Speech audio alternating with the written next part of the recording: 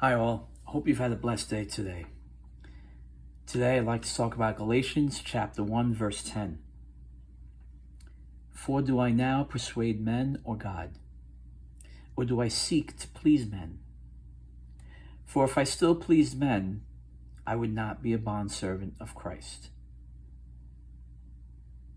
From the outside looking in, Saul seemed to have a really good life. He had the right job, he lived in the right place, he knew all the right people, he was respected, he had a high position. Let's face it, Saul had it all. There was only one thing. He was a big opponent to Christians. And not just an opponent, he was a very violent man. He hunted down Christians to either throw them in jail or kill them. But one day, while he was traveling to Damascus, a bright light appeared before him, and he heard Jesus say, "Why do you persecute me?"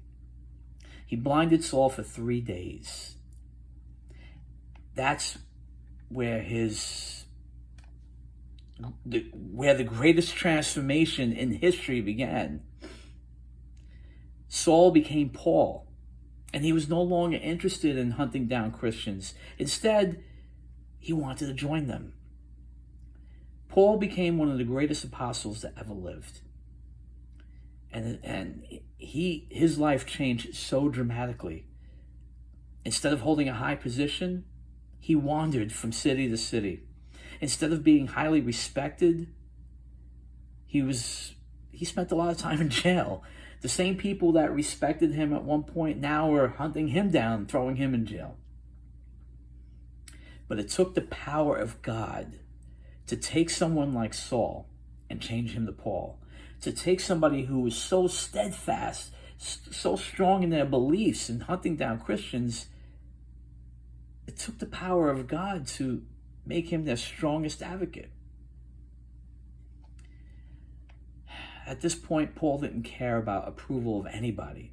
He didn't care about being in a high position. He didn't care about knowing the right people. All he wanted to do was God's work. Do you ever feel like following Jesus is a challenge, a struggle? That the change is difficult? Well, it is. It is. When we give our lives to Jesus, we're asked to make a lot of sacrifices. We're asked to leave a lot of things behind. We're asked to make a lot of changes in our life.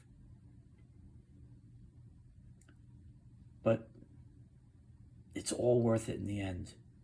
Remember, the same God who took Saul and changed him into Paul is the same God that's alive and active in your life today. He wants to help you.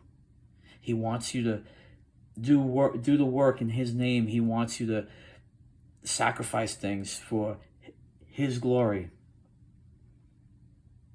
Bring the areas in your life that you're struggling to change and bring it to him in prayer. And then sit back and watch God go to work. God bless you all.